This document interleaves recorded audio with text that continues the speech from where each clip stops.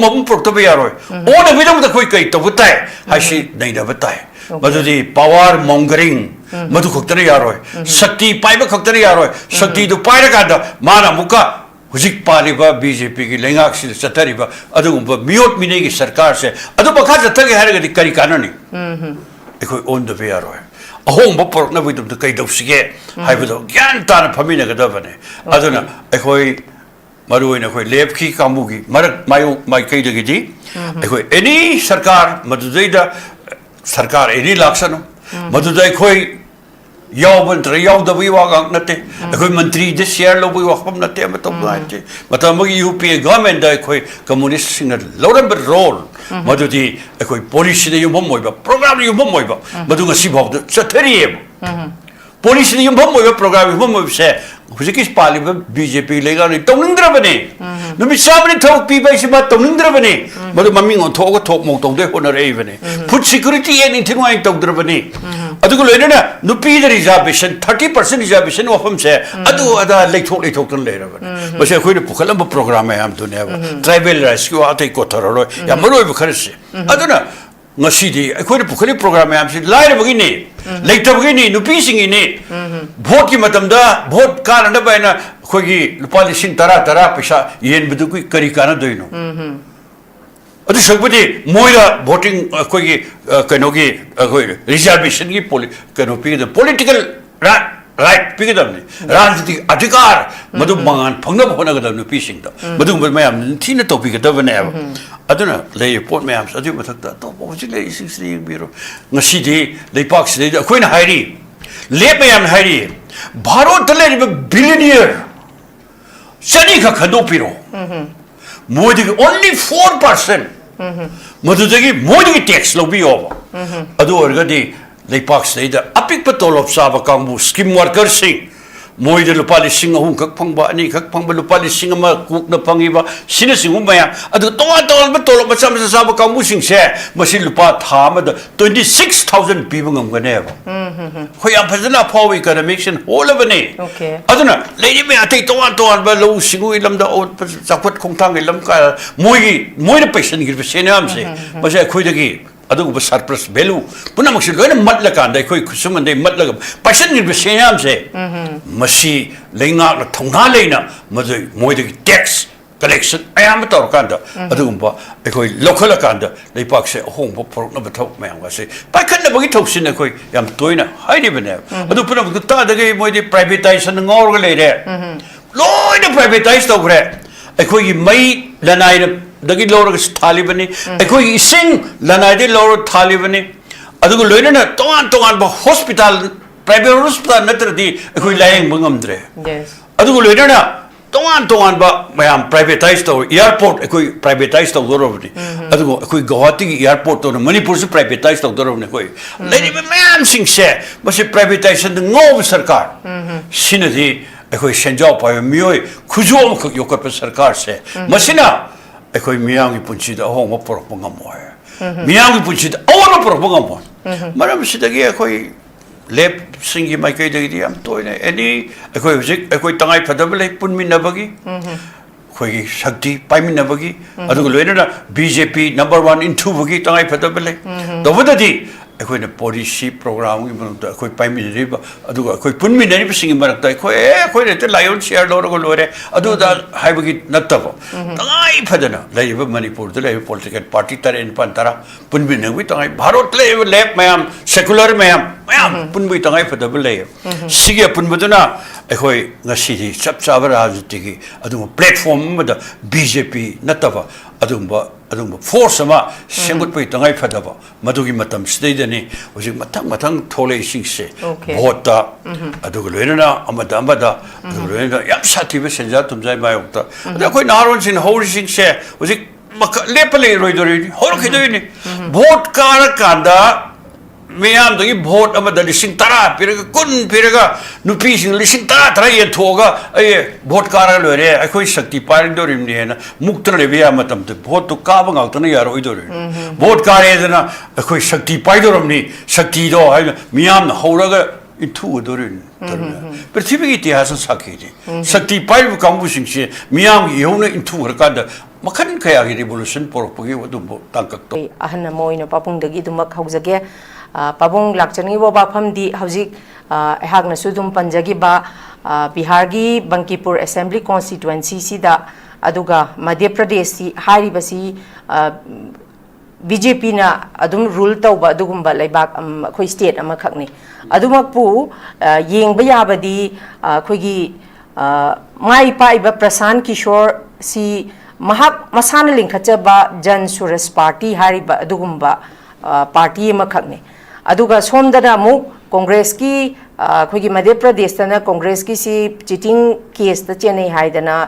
मासे टर्मिनेट तौरबा मतुंगदा अमुक बाइपोल तौबदा कांग्रेस ना दुम माई पाकबने अदो पाबुंग खोइना येंगबा यारिसी 1995 तगी बिहार हारिबा स्टेट सिदा पाबुंग अतोप पॉलिटिकल पार्टी अमतन चंगबा ngamdrabane ba पाबुंग अदबु हंदक्सी बाइपोल तौबदा प्रशांत किशोर की जन सुरस पार्टी नगा माई अदुकी मतिक यामना हेना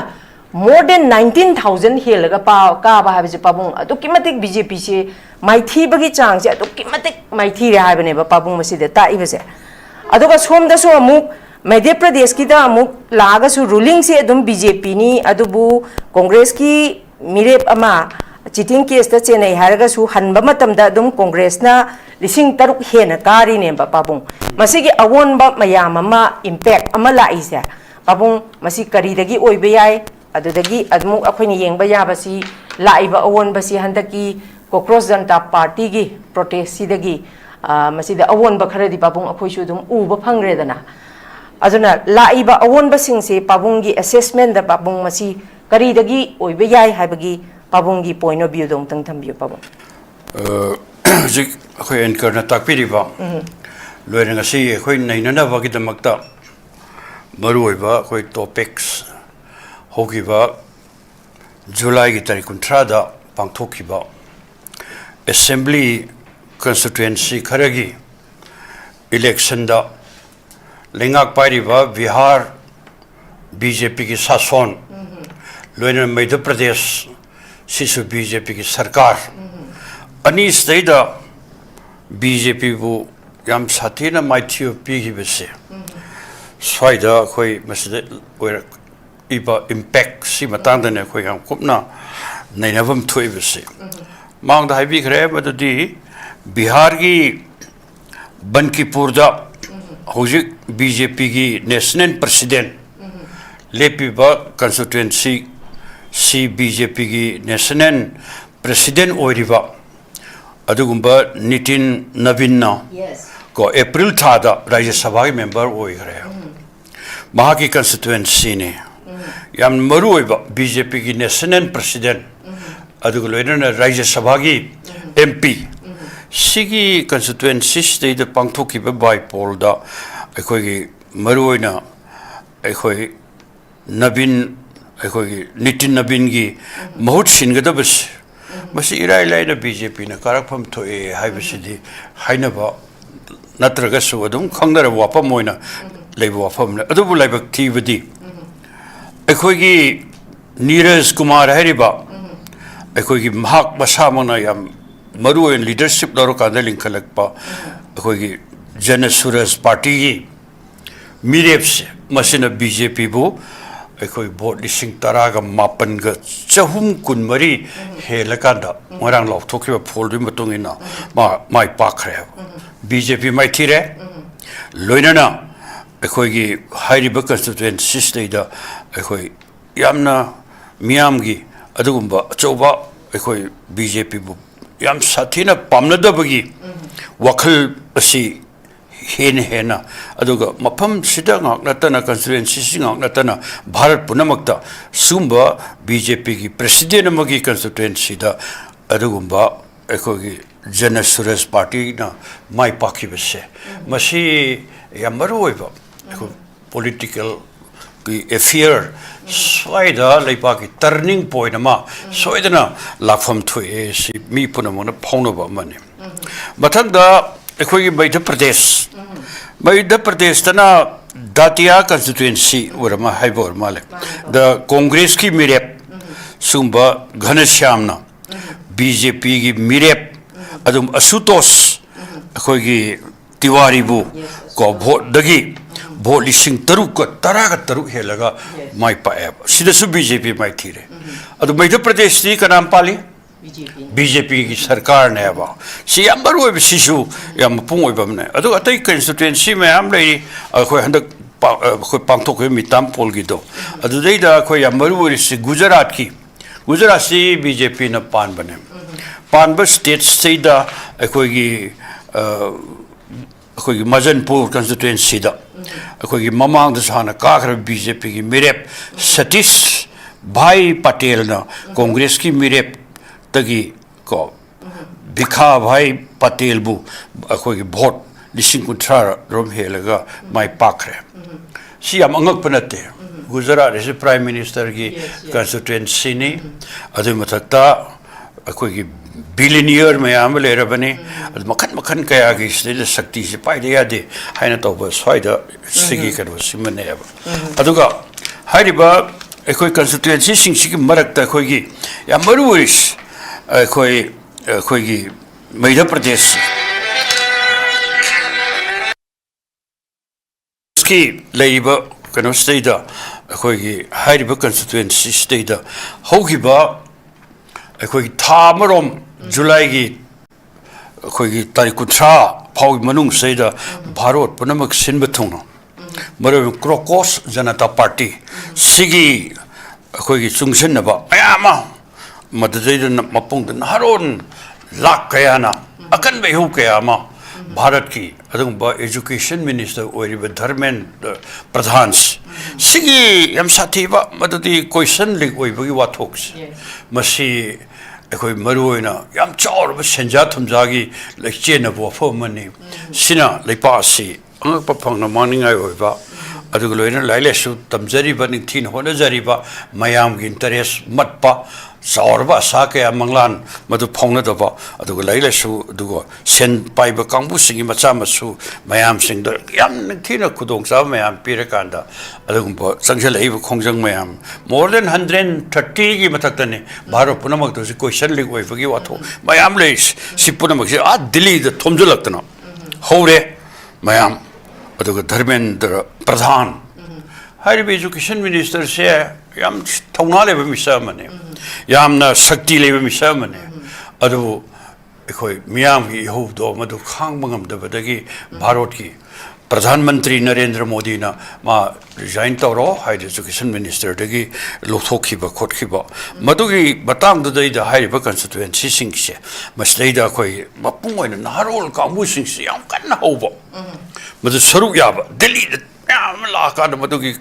तौखिबा खोटखिबा मयाम सिंग सिना मरम ओरकांदा कोई केंद्र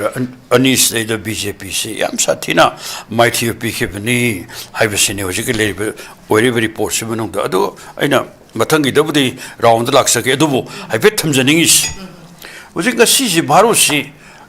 याम साथीना होंब ओन बके याम लाय याम साथीना मियाम पुनमन सोशल चेंज अमगी अदुग लोइना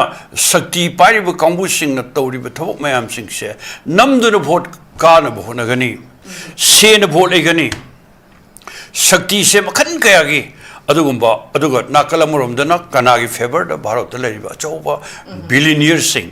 मल्टीनेशनल कॉर्पोरेशन सिंह अदु भारत की चार कॉर्पोरेट मयाम मोइगी खुबाम नुंदा अखोई सरकार से lion लेखरे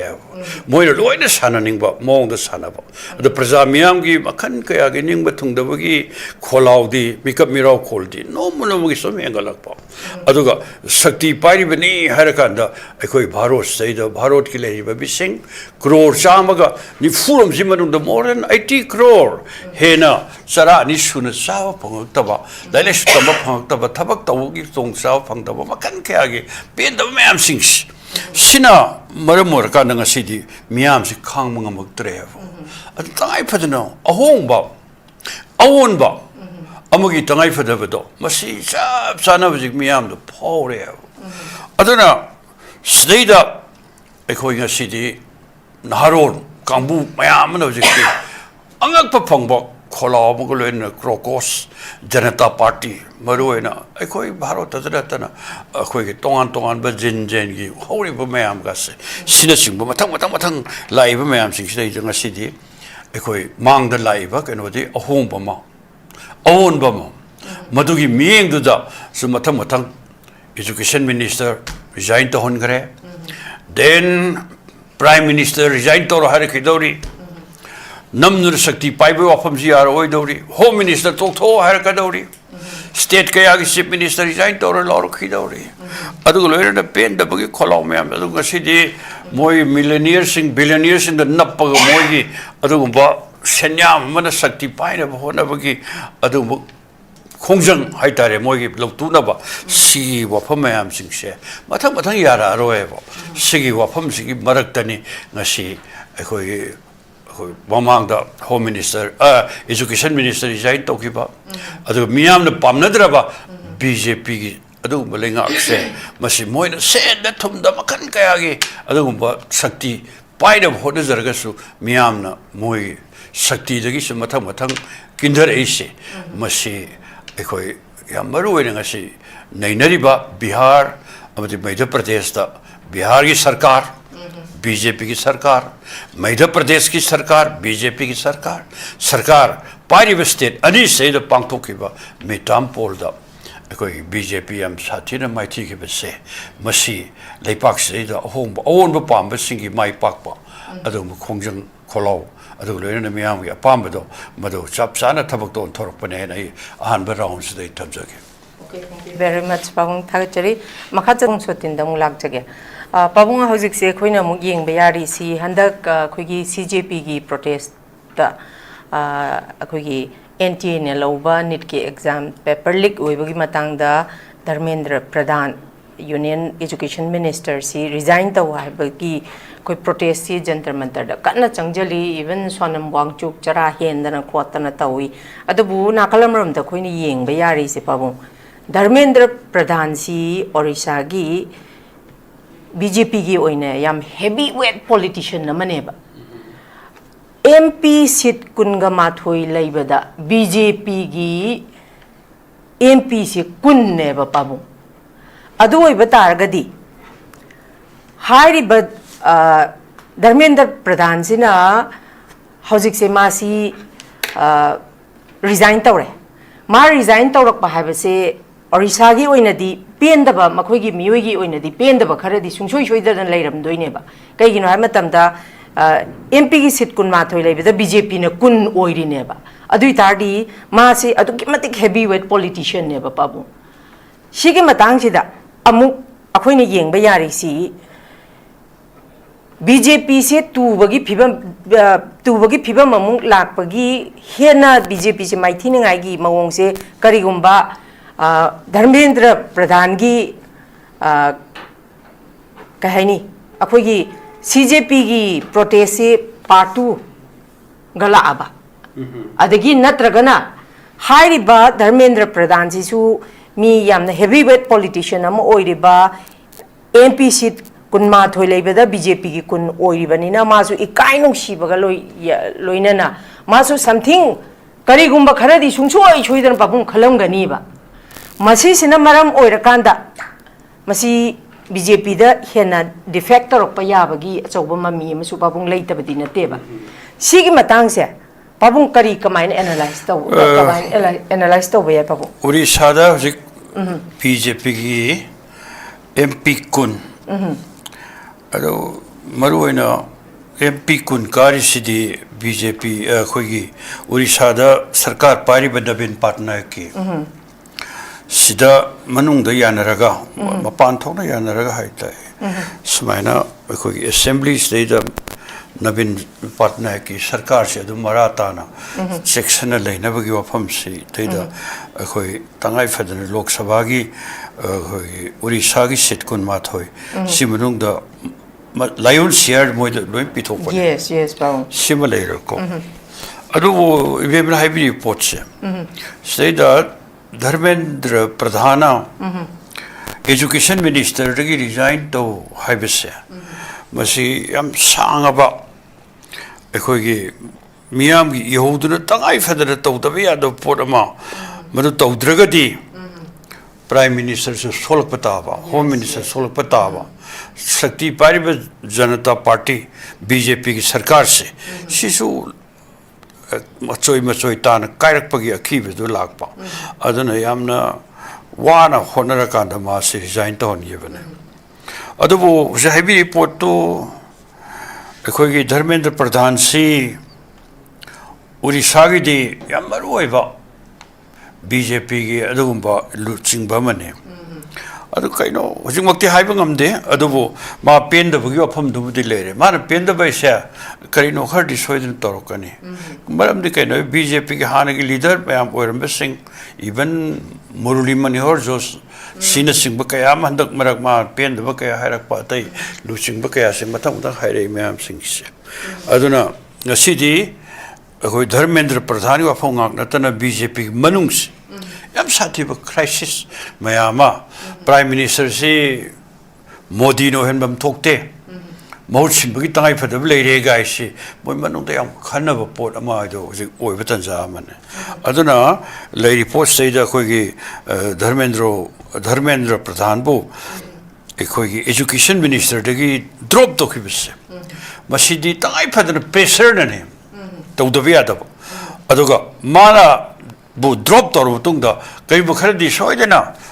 Odisha gi politics ta haitare mado khara home khara soidena lakpa yai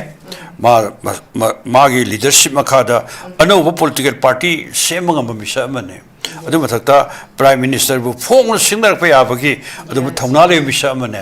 simade khoina mayam da khoi khitang kan topam sang aduga hujik lei post seida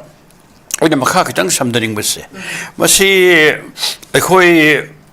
Sahina report mayam sings midterm poll da ekhoi gi BJP yam sathira mai thik be wari ningang nari mayam sings adu loirane ben Dharmendra Pradhan resign to be wani haineris punamaksi subsala kan ga sidi bharot se masida BJP gi lengak si pamdre haibsine si pamdog gi maram mayam marak tang sidi lepak seida yam sathi be krese masi ekoi lengak paira kan de lengak si gi shakti punamak se ekoi corporate kambu de sinaba privatization yam na pukalak ba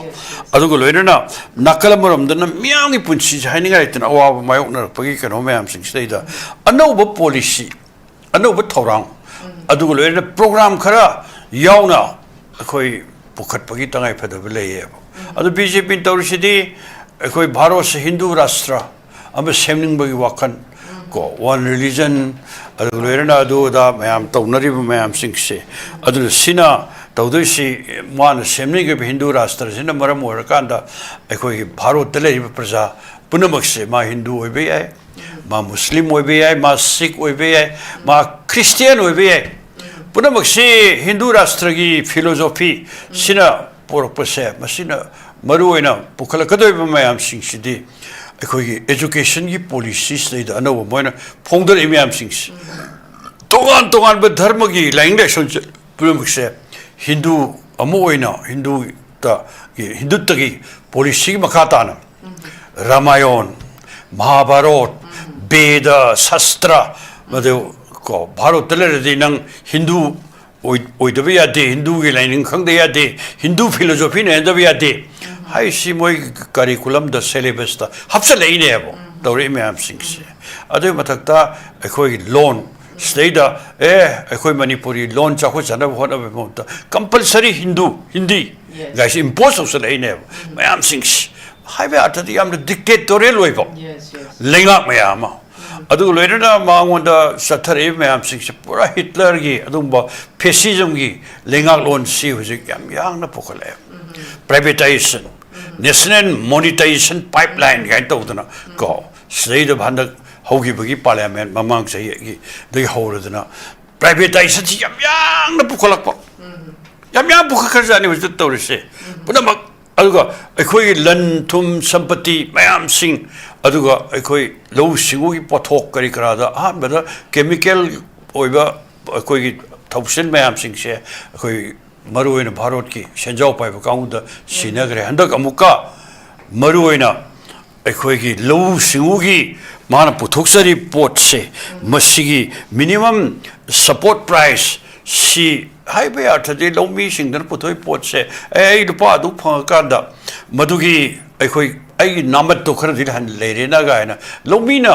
ꯂꯦꯞꯆꯕ ꯄꯨꯊꯣꯛꯆꯕ ꯄꯣꯠꯁꯦ ꯂꯧꯃꯤꯅ ꯃꯃꯜ ꯂꯦꯞꯄ ꯉꯝꯃꯛꯇꯕꯒꯤ ꯑꯀꯤꯕ ꯀꯌꯥꯁꯤꯡ ꯃꯗꯨꯒ ꯃꯣꯏ ꯄꯣꯠꯇꯨ ꯄꯨꯊꯣꯔꯛꯄ ꯀꯥꯟꯗ ꯑꯩꯈꯣꯏ ꯁꯦꯟꯖꯥꯎ ꯄꯥꯏꯕꯁꯤꯡꯅ ꯃꯣꯏꯅ ꯄꯤꯅꯤꯡꯕ ꯃꯃꯜꯗ ꯄꯤꯔꯀꯥꯟꯗ ꯑꯗꯣ ꯑꯩꯈꯣꯏ ꯂꯧꯃꯤꯁꯤꯡꯅꯗꯤ ꯄꯣꯠꯇꯨ ꯌꯣꯟꯕ ꯉꯝꯃꯛꯇ꯭ꯔꯦ ꯑꯗꯨꯅ ꯃꯔꯝ ꯑꯣꯏꯔꯀꯥꯟꯗ ꯉꯁꯤꯗꯤ ꯄꯣꯠꯊꯣꯛ ꯃꯌꯥꯝꯁꯤꯡꯁꯤ ꯂꯦꯝꯗꯅ ꯈꯣꯠꯇꯅ ꯃꯥꯡꯉꯤꯕ ꯇꯥꯛꯏꯕ ꯈꯣꯠꯂꯤꯕ ꯃꯌꯥꯝ ꯑꯗꯨꯒ ꯂꯧꯃꯤ ꯀꯌꯥꯅ ꯃꯆꯥ ꯃꯁꯨ ꯃꯌꯥꯝ ꯂꯨꯍꯣꯡ ꯈꯣꯡꯗꯣꯡꯕꯗ ꯗꯥꯎꯔꯤ ꯈꯤꯇꯪ ꯄꯤꯖꯅꯕ ꯍꯣꯠꯅꯕ ꯀꯩꯗꯧꯕ ꯉꯝꯃꯛꯇꯕꯒꯤ ꯉꯁꯤꯗꯤ ꯅꯣꯡꯃ ꯀꯥꯡꯗꯅ ꯚꯥꯔꯣꯠꯁꯦ ꯃꯁꯤ ꯂꯧꯃꯤ ꯆꯥꯛꯅ ꯀꯌꯥꯅ ꯈꯨꯖꯤꯡ ꯑꯣꯏꯔꯀꯥꯟꯗ ꯁꯤꯔꯛꯄ ꯇꯟꯖꯥ ꯑꯃꯅꯤ ꯉꯁꯤ ꯐꯥꯎꯗ ꯂꯧꯃꯤ ꯂꯥꯛ ꯀꯌꯥ ꯃꯥꯘꯥꯠ ꯇꯧꯔꯒ ꯁꯤꯈ꯭ꯔꯦ ꯁꯨꯝꯕ ꯇꯟꯖꯥ ꯃꯌꯥꯝꯁꯤꯡꯁꯤ ꯃꯔꯛꯇ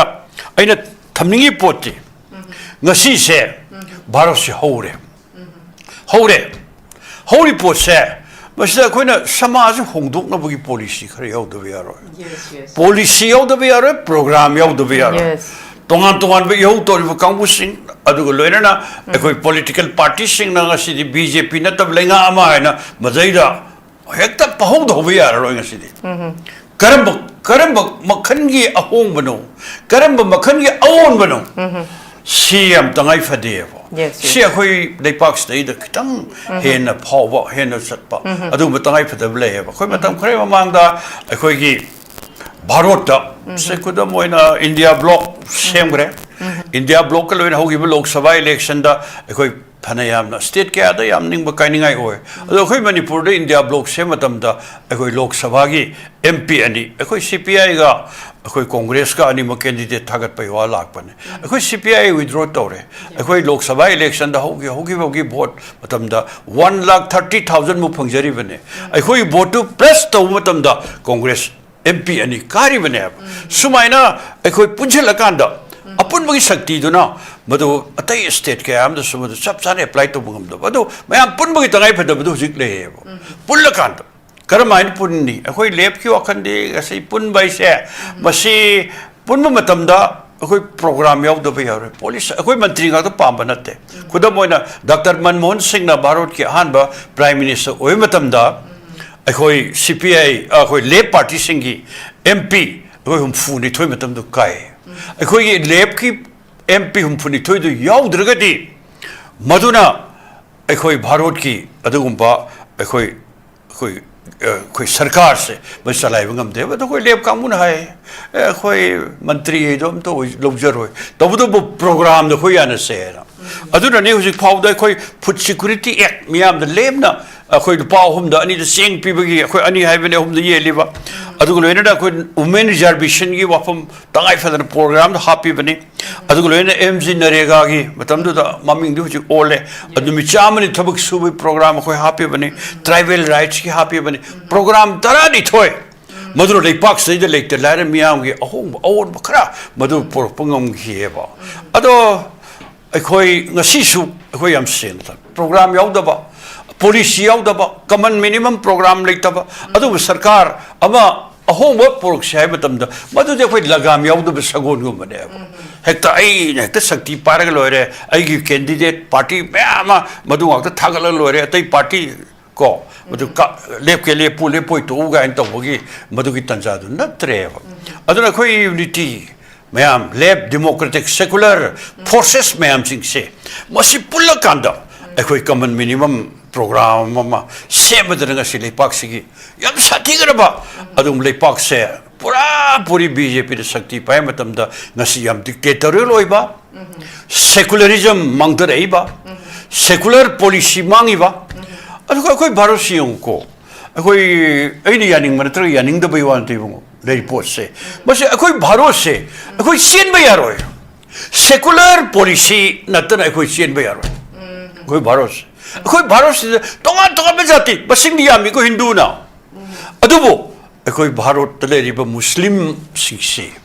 इंडोनेशिया न पृथ्वी की मनुंग द ख्वाइदगी मुस्लिम मसिंग याम लेबे हेले लेपाक ने नेक्स्ट इंडोनेशिया अखोई भारत ने बा स्टेट मुस्लिम एंटी मुस्लिम प्रोग्राम या पुसलादी Kanana ko hingminabi yagari. Atay jati mayam lady. Aduna ko is the Yamnitina ko constitution na Yamnitina pibirami ba. Maduna ko secularism gi tausin masagi policy masagi program mayam sing sipadana tongan ba dharma satsari ba mayam puna magsiyam chanana chinana nuksinana.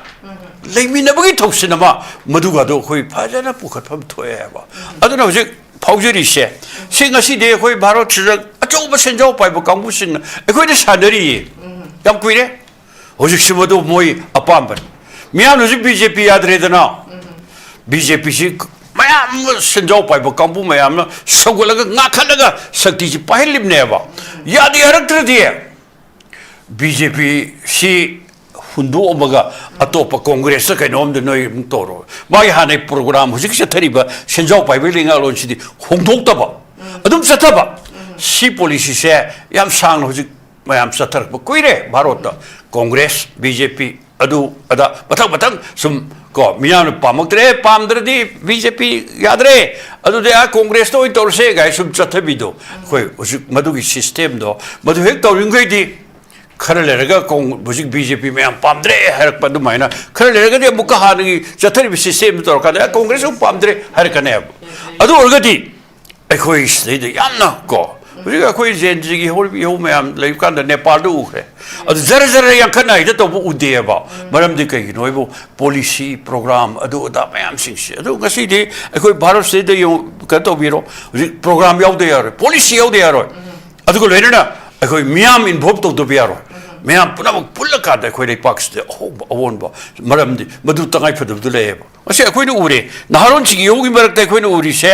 मरुओइना कोई की Soviet Union सिद्धे लोमी सिन मी पुल्ला का 1917 दा कोई की द Great October Socialist revolution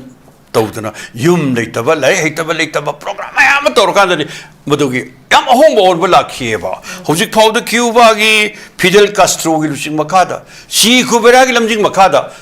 Cuba है लैटिन अमेरिका के लेपाक 1950 के 7 दा रिवॉल्यूशन तोरग माई पाएबा पाइबा माई पाक पसे मसी करम माई पाक बनो युम लेतबा लेतरे चरा हेनबा लेतरे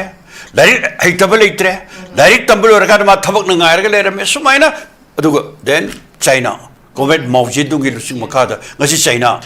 पृथ्वीदा ख्वाइदगी अदुगा चौखट पले पाक्सिंग मनुदा अमो ओइगा से मसी याम सांग मसी इरांग लेतबा म तौदबा पेन दबई खोलाउ तादबा अदुगा ले पाक तो कोई भारत तंगाई फदरेबा मणिपुर तंगाई फदरेबा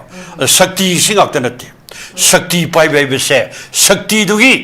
चाबा मदुगी पॉलिसी प्रोग्राम याम यालकांदा ले पाक से अहोंबा अवोंबा हाइबे आक्तदी सुरिबा नोमिबा ओटपिरबा मियांगी पुंछि लेताना हिंजबा ngamba अदुम समाज गु तंगाई फदब लेबा मसे अखोय ए पेन दद्र मयम हौरे असि लावरे खोंगे अदु तौरे हायना पेट मियांगी होना हेक्ता केनो पोरे हायरा कांदा हेक्ता मदुगी मखा तारपदुदी ए मतम कर था खरा लेर कांदा ए सिदी हाने हमू दुनिदना है ना अदुम लेबी नेचर कोई भारत मणिपुर तौरीबा अदुना मरम वर्कांदनी कोई पिखरब स्टेट सिदा भारत की तो से पिखरब स्टेट से अराउंड 7 लाख अनएम्प्लॉय यूथ अदुको लेना कईना सिंफम थबक सुजरगे हायदरा हेक्ता लेरबा अदु माई पांगन पुथोगा योंजरगे हाय मी लाख अहुम मथक अदुगो लेरना युम लेतबा चाबा फंगदबा बैलेंस डाइट चाबा फंगदबा अदुगो लेरना लाइले सुतबा कादबा थबक फंगदबी निंगबा काइबा कैदबा अखोइ सिदा मयाम अखोइ कतोरिस अदुगो मागी निंगबा काइबदुना नति अखोइ तंगाई फदरजी ngasi लेपाक्सि ओनबा मसंगे अहोनबा mayamna pamnariba ahongba revolution harise masigi ahongba si kari revolution no aina lai tambalo rakana thabak na ngairamba yum leitaba adugo loirana aigi pai ima halaman punamakna yam nungai na khoya to suna adugo makhan kaya gi punsi bada miyami punsi se madu yam ne thina hingjaba ngamba adugo khuna ay magi tangai phadabu duneba mayamna hainariba ahongba do adugo ai ho mane ta ahongba porani adu torni gai do ti yaro and my policy legadabni program legadabni adugo loirana chana thabak ngamba समाज होंदों मुरब the मागी सब Sao ideology मसी मधु वकलोन पुरपोंगम अदुगु बदुनी गसी अखोइन हारोन सिंगी बरत मियाम कौनद्री सिकरा करानो Latin America की सी कुबराइस आदनी पोइसे पृथ्वी पुनः मासी करी माना पामंबा वखलोन मानव खुनाई मधुगी माना लौरप थौनादुनने भगत सिंह नहागी सही कुलुमदोइदनी माना फारसी तौर हाथखरी से याम नहाने अदुमाना भारत से मसी अहोंग पुरक पामे ओन पुरक पामे सोशलिस्ट सोसाइटी मा same पामे अदुगी पामंबदुननी Bhagat Singh ngasi miyamna latnari se sumaina tohan ba adung medusing ba kaya breakrai madum no koi thok saro leipak si on the bear on the bear ahong mabum purto bear on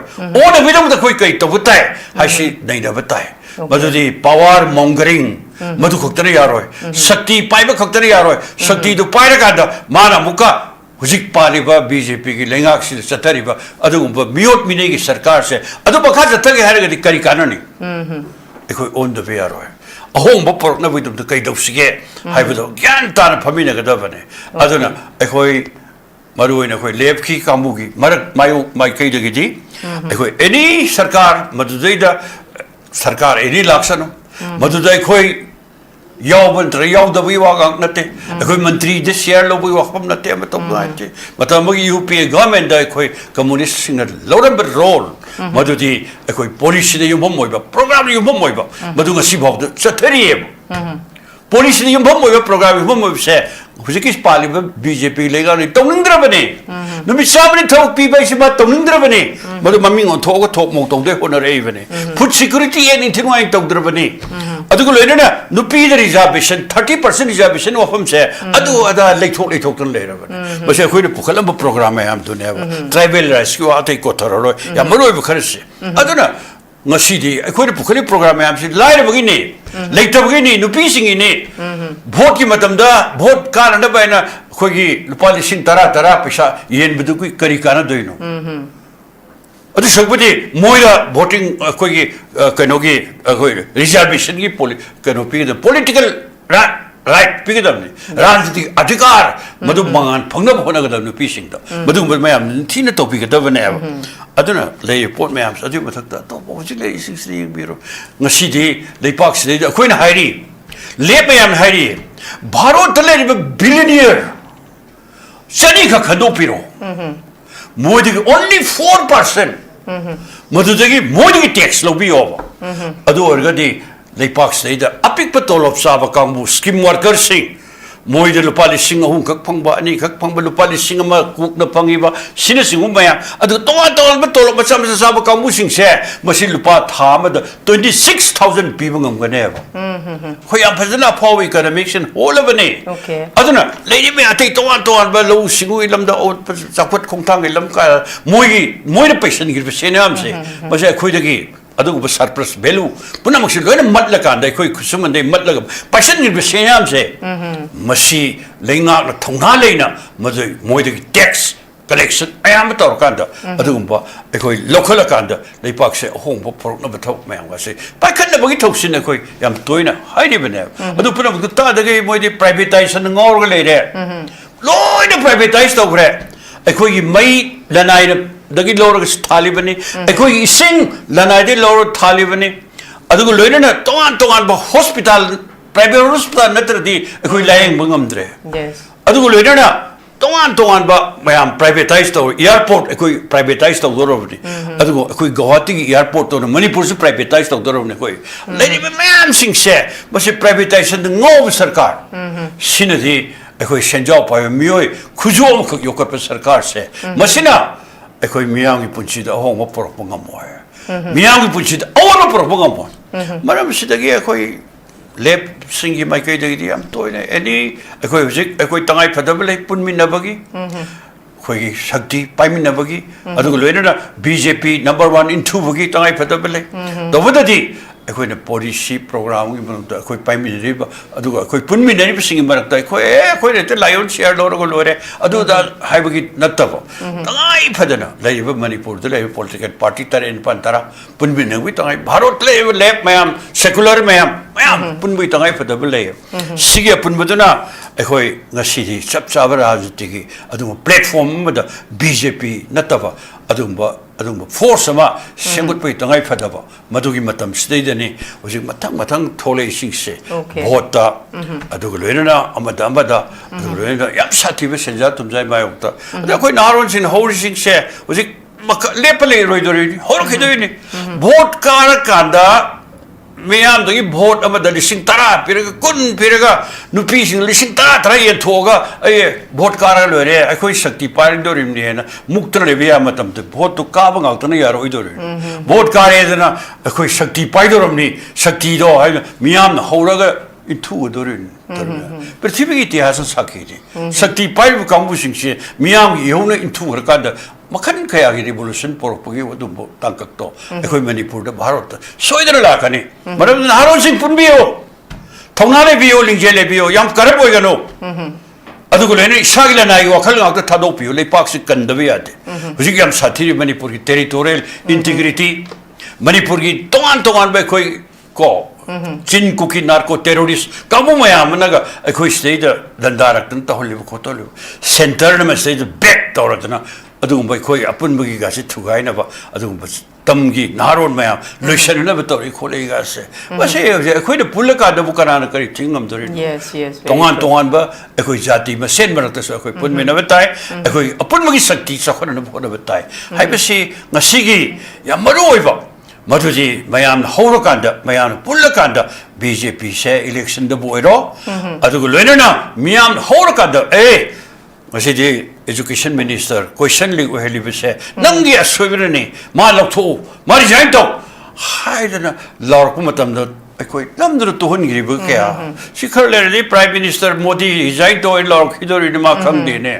adu ko le home minister nang jain to ro hai dana lor kumatam da ma taw da bi ya gadro si tang do madu ngai bi mahut mai thoksin semdo policy semdo program semdo si hoi tangai fa da le I often sick a cartography. Tagatari and Noaji, Quiggy Babung Sotinzi, Hanasudum Pamina Gradu, Nasidi, the Kimatic Karihani,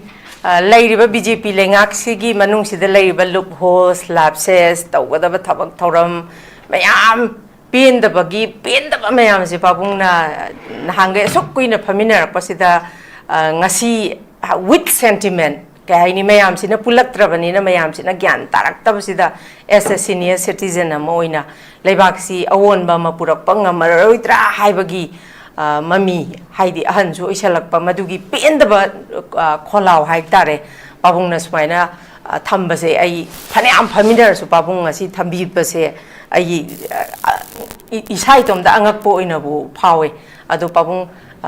hoina changsan birami ba mayam se matamgi matungina pagi naw populan hoisu yam kanna thabuk chi tawribani na pabung masi gi awon base adumak lakpu oisanu haidana nachana su ishorda prasna tawjari khurumjari ai popular